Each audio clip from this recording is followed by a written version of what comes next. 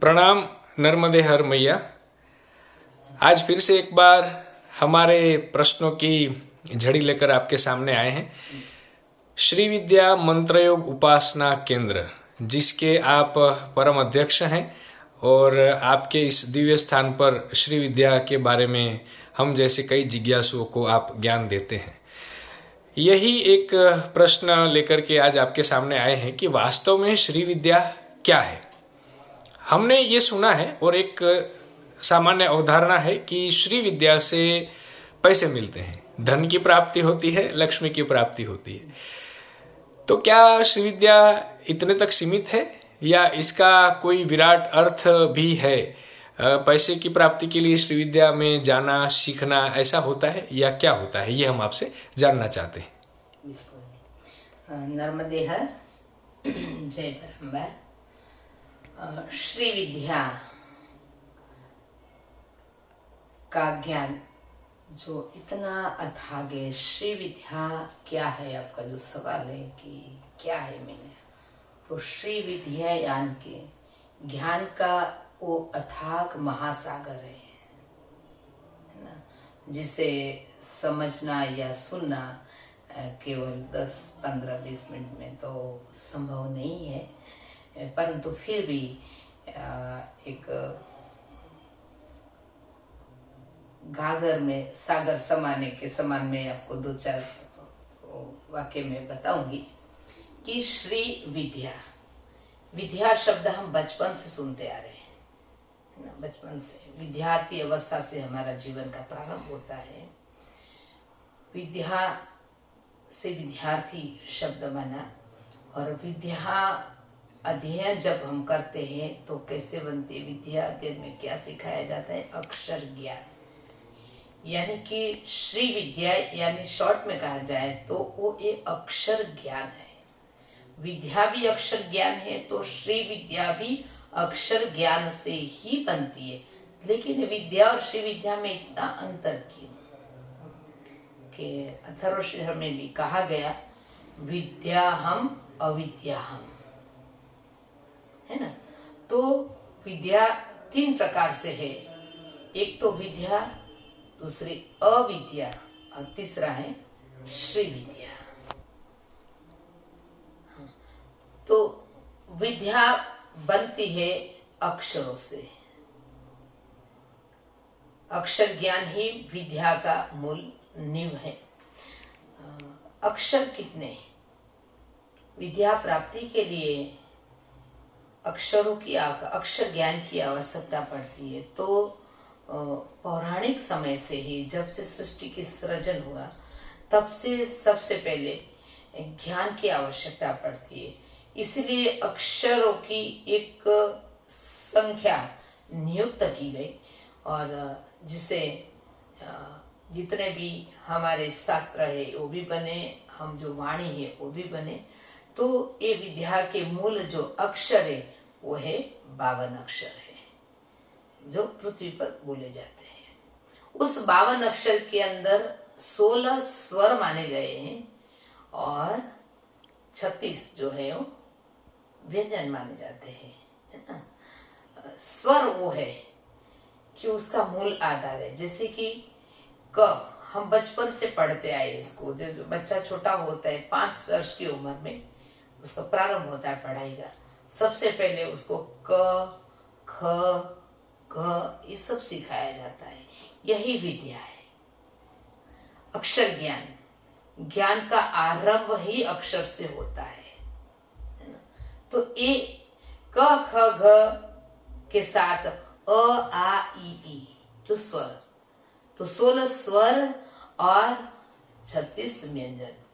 धीरे धीरे धीरे आज वो 52 अक्षरों को मिला करके उस अक्षरों की कहीं क को ख साथ में जोड़ दिया, कहीं क को अ, तो यही 52 अक्षरों को कहीं अक्षरों को जुड़ा जुड़ा ये अक्षर की ही एक सुंदर सुंदर माला बनती गई, जिसमें से मंत्र भी उसी से ही आधारित है।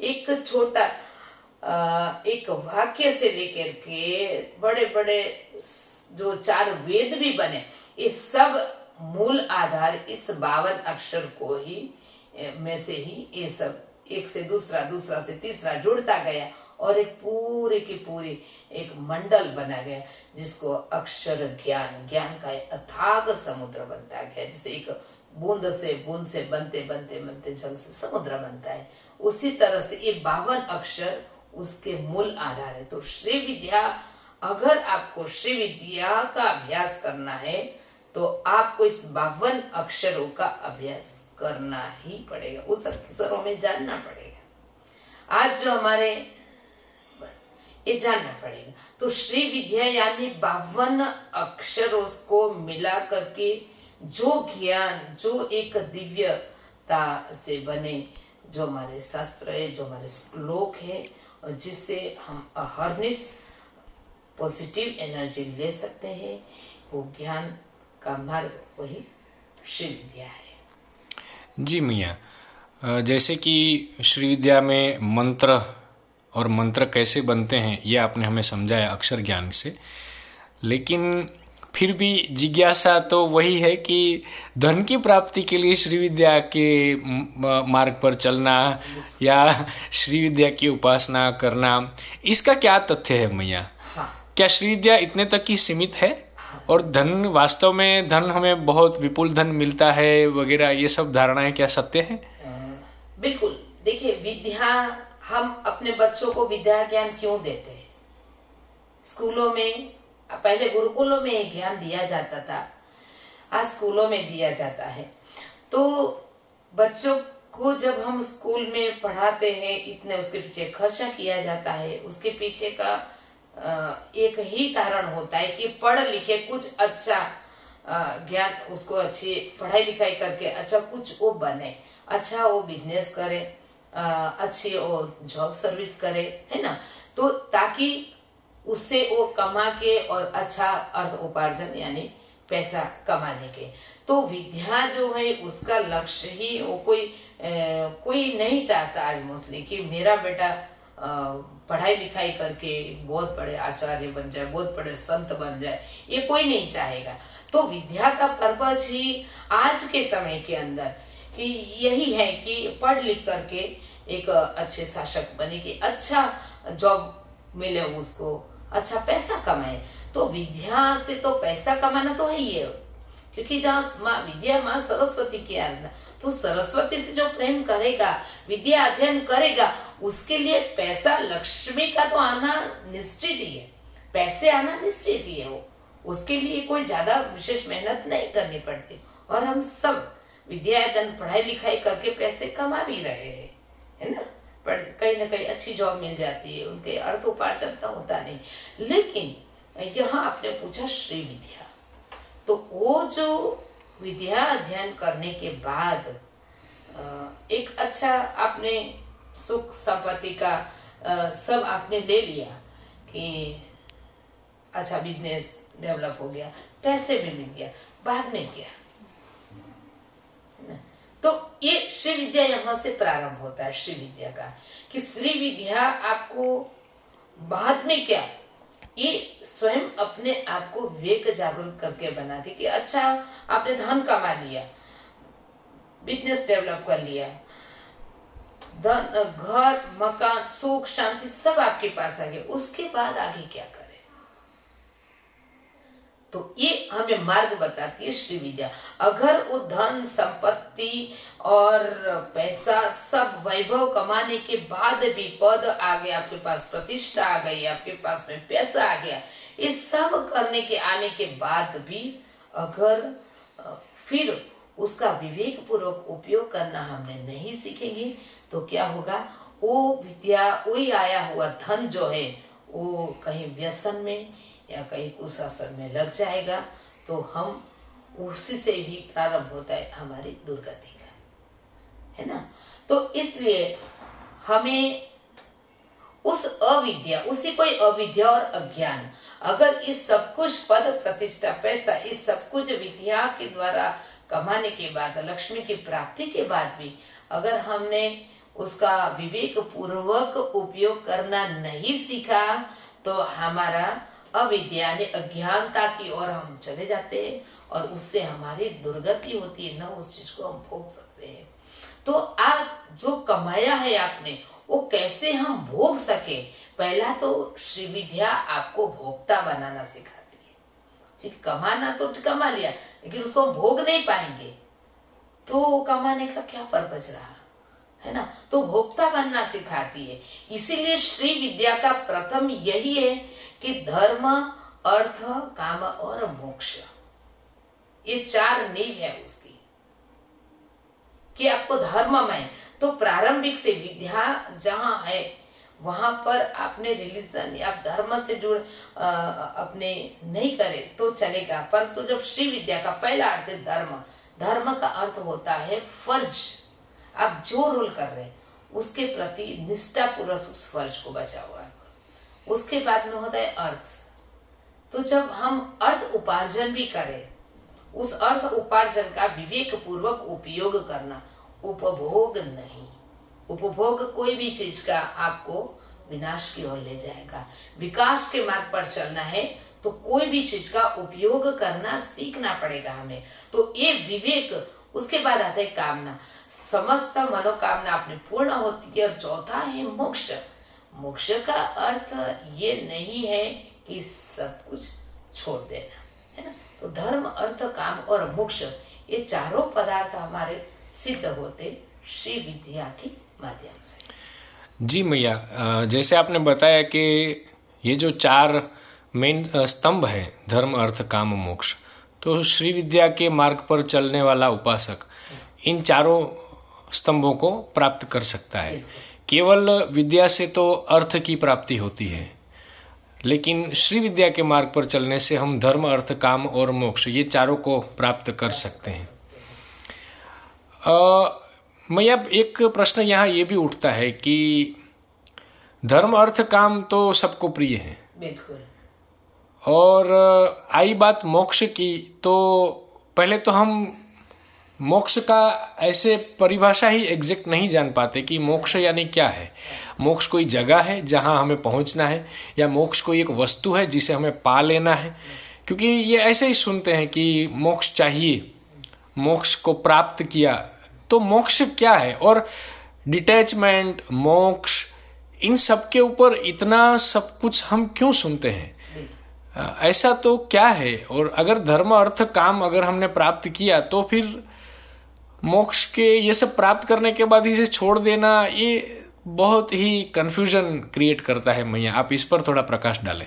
बिल्कुल, धर्म, अर्थ और काम, ये लाइन, उसके बाद है मोक्ष। पहले तो समझना है कि मोक्ष, मोह का अर्थ है कि मोह, है ना। मोह का अर्थ होता है कि इतना अटैच हो जाना, क्षय यानी क्षय होना। तो श्री विद्या में जब आप प्रवेश करते हो, उसके द्वारा जो कुछ भी आपको मिलता है, प्राप्त तो होगा ही सब कुछ। विद्या प्राप्ति से सब मिलती है, तो श्री विद्या उससे एक कदम और आपको ले जाते हैं आगे, कि मोक्ष यानी कि विवेक पूर्वक उपयोग करना, इसी को ही मोक्ष कहा जाता है। कोई भी चीज का उपभोग करते हो और उपयोग करते हो।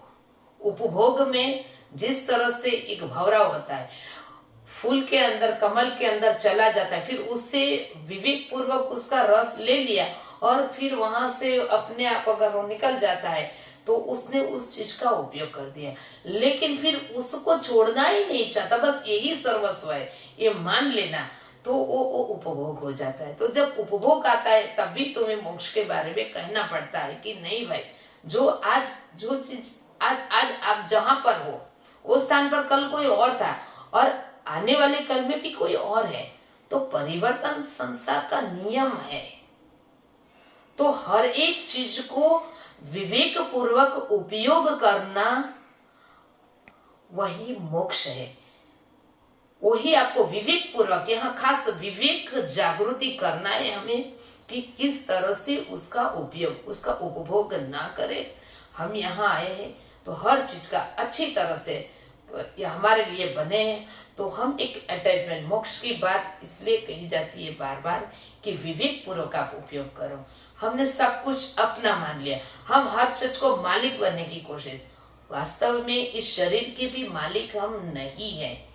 इस शरीर भी हमको प्रकृति की ओर से दिया गया है, तो उसका उपयोग करो, उसका उपभोग कर लेते, और अविवेक से हम उसको संभाल नहीं पाते। खान पीना, रहना, उठना, बैठना, ये विवेक हमारे में जागरूक नहीं होता। परिणाम यही आते कि हम इसके उपयोग न करने की वजह से जो आयुष्य मनुष्य शरीर को 100 वर्ष के में लिए, वो आयुष्य केवल 40, 50 साल, 60 साल में हम उसको पूर्ण कर देते हैं। तो किसी भी चीज का उपयोग विवेक पूर्वक करना, वही मोक्ष का आधार है। जी मैया, डिटैचमेंट के बारे में आप अगर कुछ विस्तार से बता सकें, इतना डिटैचमेंट का महत्व क्यों है, और अगर डिटैचमेंट का महत्व ही है तो फिर अटैच ही क्यों होना है? हाँ। ये दुविधा हो जाती है। एक तरफ प्राप्त भी करना होता है और दूसरी तरफ प्राप्त करके फिर आपको छोड़ ही देना होता है। तो हम ये विचारधारा क्यों ना अपनाएं कि फिर अगर छोड़ ही देना है तो प्राप्त ही क्यों करें? हाँ, देखो ये जो है एक चैन है ना।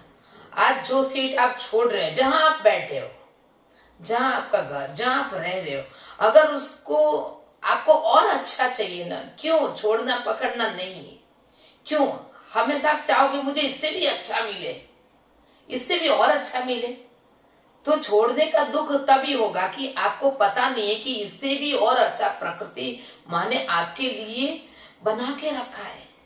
मृत्यु पर खेद होता है, लेकिन हम उसी को सोचे कि बस अभी इसकी आयु हो गई, इससे भी और अच्छे कपड़े। जब एक बच्चे को समझाया जाए कि ये कपड़ा अभी तो किसी और को दे दे, तो उसको दुख होगा कि इतने साल मैंने पहना, अब मैं क्यों दूं। लेकिन सामने उसको कहा जाए कि इससे भी बहुत सुंदर वस्त्र तेरे लिए देखो तैयार है, वो जब समझ उसको आ जाती तो अपने आप वो वस्त्र छोड़ने में उसको तकलीफ नहीं पड़ती है। तो बस एक कदम श्री विद्या यही सिखाता है कि जो अभी आपके पास है उससे और भी अच्छा माँ प्रकृति ने आपके लिए सजा के रखा है।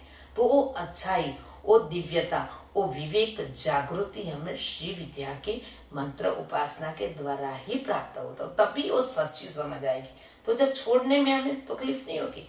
मेरे को अगर मैं एक रूम 10 बाय 10 के रूम में रह रही हूँ, लेकिन मुझे अगर पता चल गया कि मेरे लिए तो 20 बाय 20 का सुंदर कमरा इससे भी अच्छा एरिया में तैयार पड़ा हुआ है, तो मुझे इसे छोड़ने में कोई आपत्ति नहीं होगी।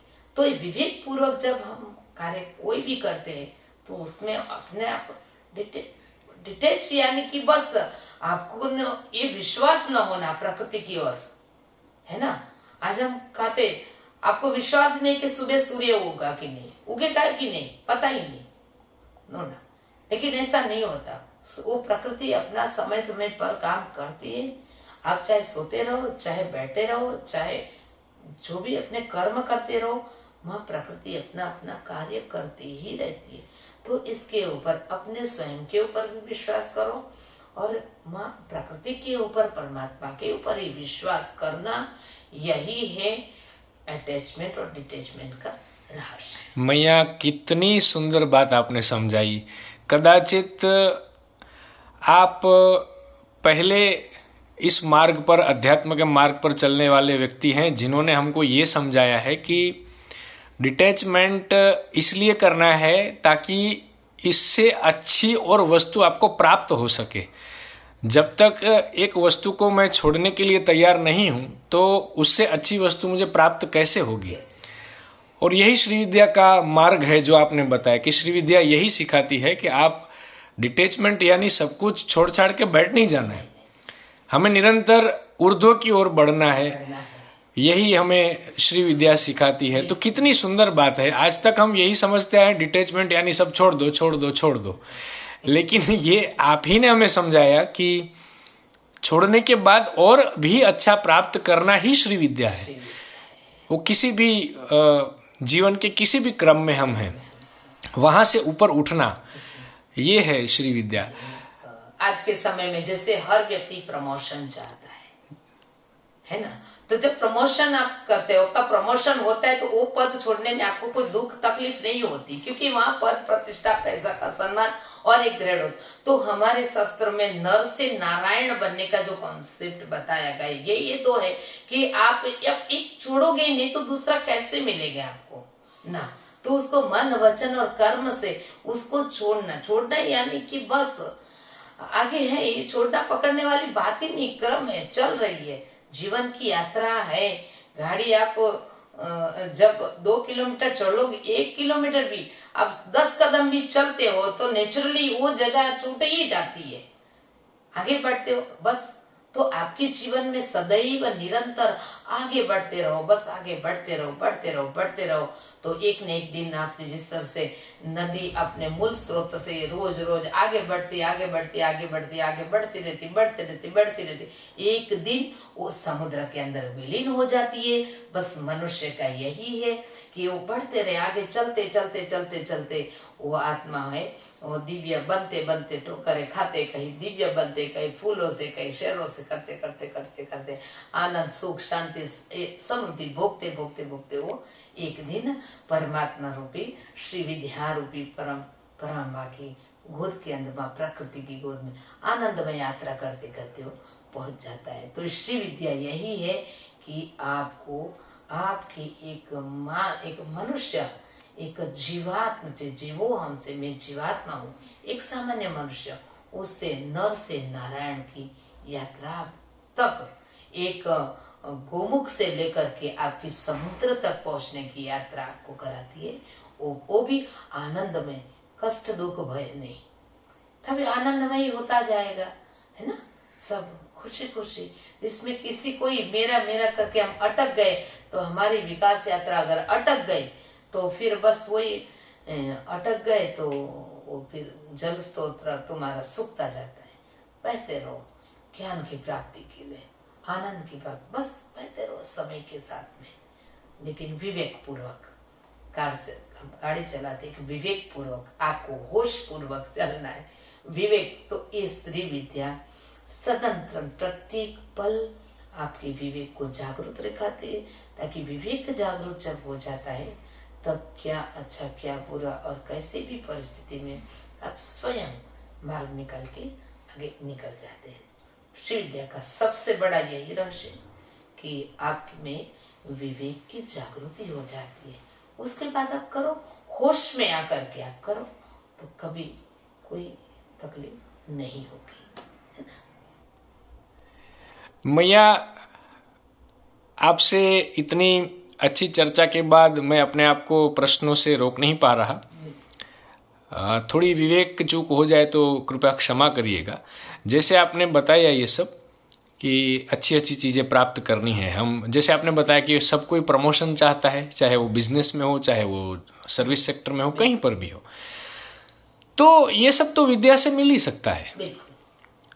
जैसे मुझे अच्छा धन कमाना है तो मैं कुछ पढ़ाई लिखाई करूं अच्छी, तो मुझे या तो मैं बिजनेस करूंगा या तो जॉब करूंगा, तो मुझे अच्छा धन, मतलब मुझे धन की प्राप्ति हो जाएगी। सारे और भी जो सुख संपत्ति, सुख साधन हैं, वो भी मुझे विद्या से मिल सकते हैं। तो फिर मुझे श्री विद्या की आवश्यकता क्या है? क्यों मुझे श्री विद्या में प्रवेश करना चाहिए, जबकि विद्या से मुझे सब कुछ प्राप्त हो सकता है? और आज के समय में सबसे बड़ा तो धन ही हम मानते हैं, और वो हम देखते भी हैं कि धन है तो बहुत कुछ हो सकता है। तो फिर ये मंत्र की पढ़ाई करना, मंत्र योग में उस माध्यम से श्री विद्या सीखना, ये सब की फिर आवश्यकता ही क्या है, अगर विद्या से ही सब कुछ मुझे प्राप्त हो ही रहा है? बिल्कुल कि विद्या प्राप्ति से आपको, विद्या अध्ययन से आप सब मिलता, फिर भी श्री विद्या में प्रवेश करने की क्या जरूरत है? तो श्री का अर्थ क्या है सब में? एक तो विद्या, और उसके आगे जब श्री लगती है ना। अविद्या का तो आपको पता चल गया कि अज्ञान की ओर अगर वो दुरुपयोग कर लिया आपने तो अविद्या में चला जाता है, मनुष्य गिर जाता है। लेकिन श्री का कहीं, श्री एक विश्लेषण है, इसके कहीं अनेकों अर्थ निकलते हैं। तो श्री एक है प्रारंभ।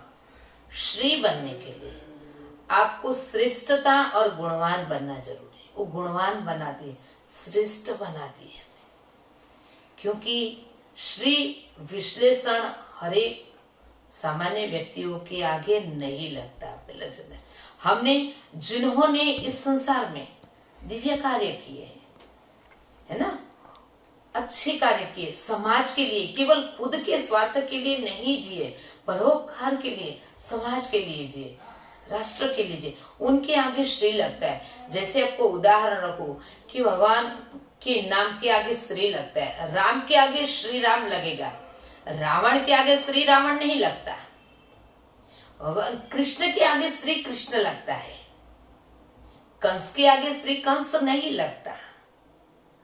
यानी कि रावण ने कंस से जो, यानी कि नेगेटिव पर्सन के आगे आपकी विचारधारा, आपकी सोच ही अगर नकारात्मक है तो आप कभी श्री विद्या में प्रवेश, तो अविद्या की ओर जाएगा वो श्री। तो श्री विश्लेषण ही अपने आप में आपके दिव्य गुणों को किस तरह से आप अंदर से जागृत करके और अपने से साथ साथ अपने अच्छे दिव्य, अपने साथ साथ अपने समाज का, अपने परिवार का भी कल्याण का मार्ग कैसे आप कर सकते हो।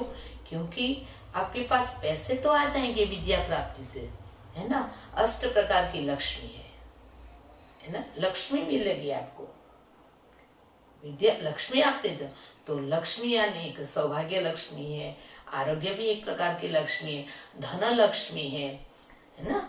तो ये 8 प्रकार की लक्ष्मी आपको मिल जाएगी, लेकिन उसको अगर आपने विवेक पूर्वक उपयोग करना आपको नहीं आता है तो वो लक्ष्मी कब अलक्ष्मी भी बन जाएगी वो आपको पता नहीं चलेगा। सबके पास, बड़े बड़े राजाओं के पास धन तो था, लक्ष्मी भी थी उनके पास, लेकिन आज उनका नामो निशान कट गया।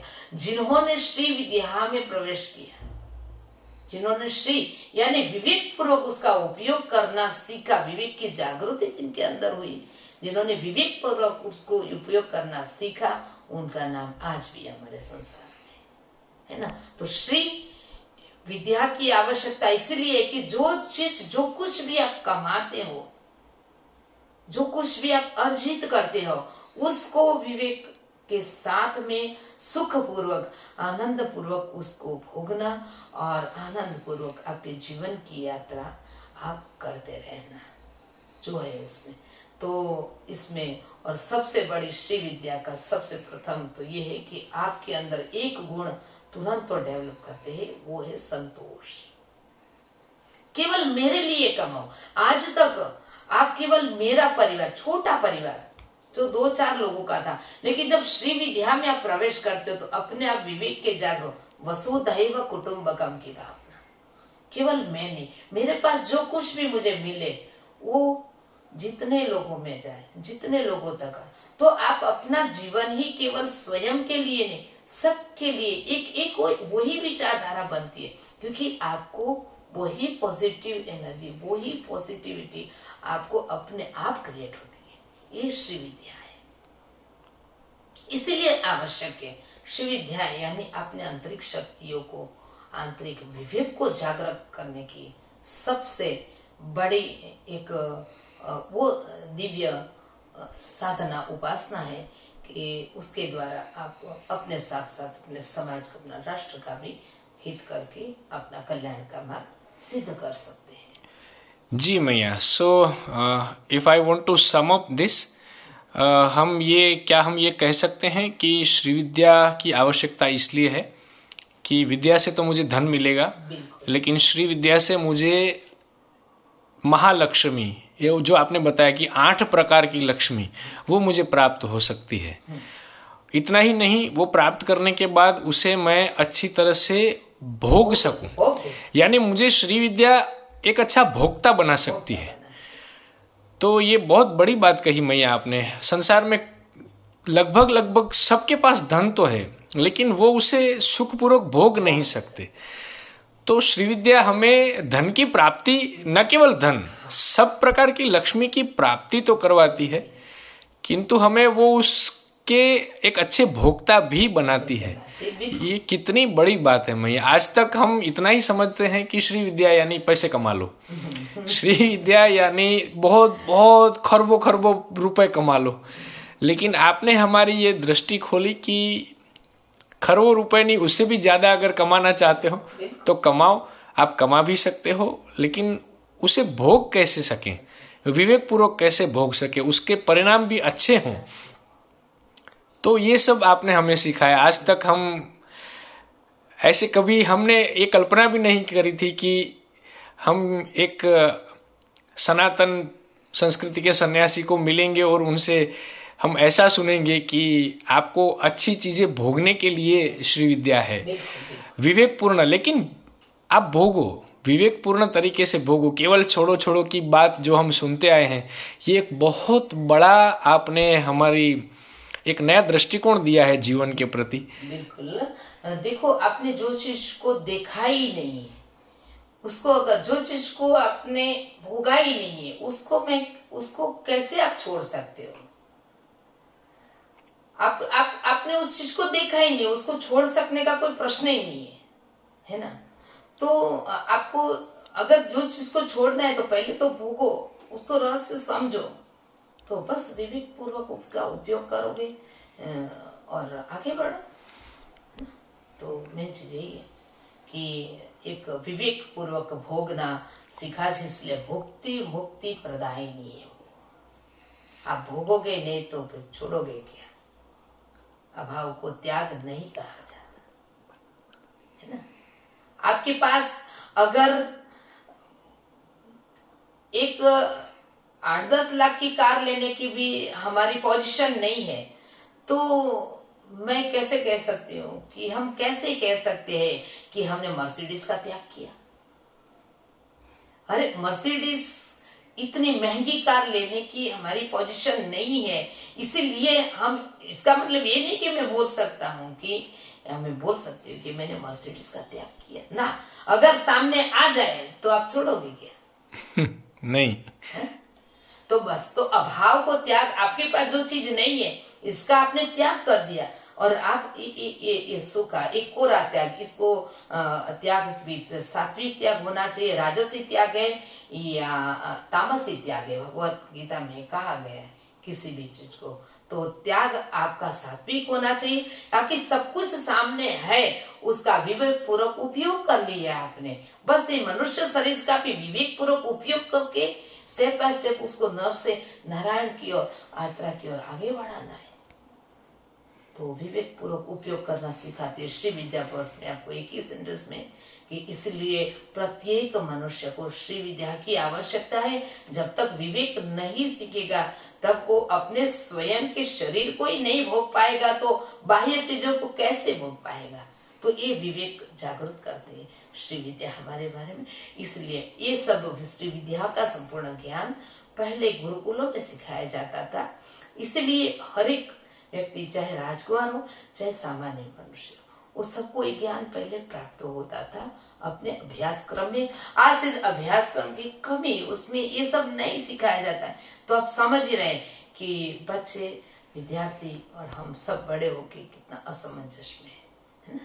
तो इस कारण से श्री विद्या की आवश्यकता है कि इस असमंजस में, इस कंफ्यूजन में से हम क्लियर से एकदम सूक्ष्मता से हम आगे बढ़े और जीवन को भोगे।